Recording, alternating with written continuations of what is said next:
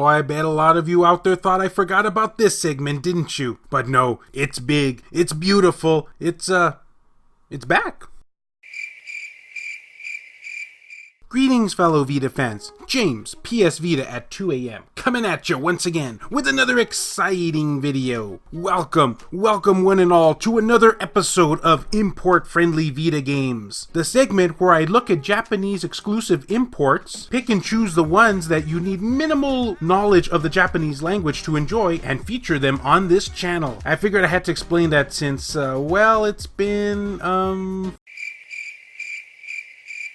yeah, quite a long time since I've done a new episode of this. Today we are looking at the PlayStation Vita import title called Madoka Magica: The Battle Pentagram. Since this is loosely based off of the anime series, which I have seen, I will try to be as vague as possible when it comes to the storyline for those who haven't had a chance to see it yet. And for those only interested in the game, well, you have nothing to worry about then. Except of course for my bad humor and puns, which are present in all my videos. You've been warned. So the best way to describe this title is it takes place as a what-if scenario. If you've seen the anime, you know that Madoka Magica is chock full of spoilers. So this one goes back to the beginning and says, what would happen if all the girls were already on the team right from the beginning? Whereas in the anime, they were introduced as the episodes progressed. And it gets even better. Depending on what missions you choose and what characters you interact with, changes how the story plays out, which fans of the anime should take note of. That's an awesome feature. And that's all I'll say regarding the storyline. And as you probably can no doubt tell from the gameplay here, this is an action RPG. But it does things a little bit differently. You can choose to do each mission, which lasts roughly 5 to 10 minutes depending. Again, ripped straight from the anime. You can go in alone or have a buddy with you. And when I say a buddy, I unfortunately mean artificial intelligence. Yeah, there is sadly no online play in this game,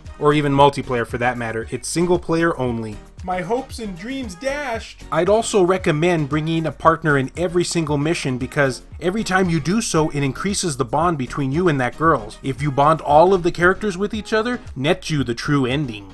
Oh yeah. Plus, having a partner with you makes some of the battles easier and will allow each girl to revive each other should one of them fall down. I don't mean fall down like literally fall down, I mean like, you know, like KO'd or knocked out.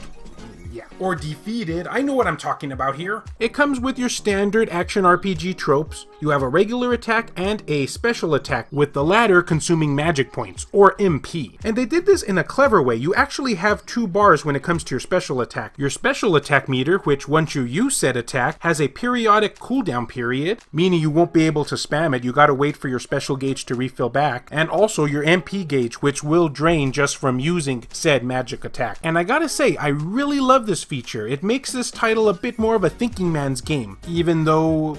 I'm sorry, that joke's too obvious. You also have a team-up attack that you can do by calling in your partner. However, it's not very flashy and a little bit on the, anticlimactic side. Doesn't even do that much damage either. You'll mostly get that from your special attacks. When you first start off the game, the enemies will be very challenging indeed. In particular, the tough-as-nails bosses. My butt was whooped many a times. I haven't forgotten. And what I love especially about them is they are ripped straight from the TV series. And if you're not familiar with the actual source material, then it'll look like just a bunch of anime girls fighting a bunch of Picasso paintings. Which, taken at face value, I guess sounds pretty cool. But of course, this is an RPG, and it wouldn't be an RPG if you didn't, well, level up. And I love the way they do this too, because you will gain experience not only from clearing missions. Yeah, unfortunately you won't be leveling up mid-level. The experience points are only awarded to you after you complete said mission. However, there is a little bit of a twist that they do here. You can level up your character not only that way, but by also navigating the main menu and using some of your grief seeds, which again I won't go too much into for spoiler's sake. You can use these to level up certain stats of your choosing, as well as these magic books to increase your magic attacks. And yes, while all the text is obviously in Japanese, the menus are easy enough to navigate once you do a little bit of fumbling around. And that really goes in place for this whole game too. The text is present, but it doesn't have a whole lot of it. In fact, you'll really be spending most of your time when you're either gonna save, load, or be in the main menu trying to level up your character. And that's pretty much it. I mean, I guess that's not counting the Japanese text in the actual storyline. However, this is an import game, so you kinda expect that you're not gonna be able to understand the story without knowledge of the Japanese language. language. Or you can be like me and just fail at using Google Translate. Another also amazing feature is that once you complete a mission, they let you go back and replay any said mission that you want. Pretty good if you want to grind or level up each character.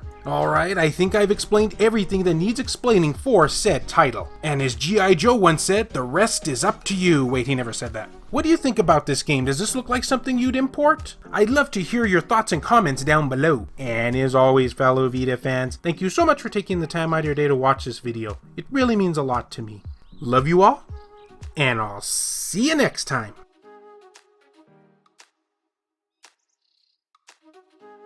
The following video has been brought to you in part by all of these wonderfully generous people over at Patreon, including Rodrigo Vera, Aaron Swanson, Heston Joseph, Kevin Enright, Jared Haddo, Joshua Williams, Ruben Gutierrez, BMF, Sculpture Tugel TCG, Adam Thury, Pierce Sterner, E-Rock, JR, Kyle Brooks, Saul Ramirez, Phantom XRS. If you would be interested in supporting the channel, then check some of the links down in the description below. I have a number of exclusive perks available to backers. Well, I finally have another import Vita game under my belt, and only like another 150 to go.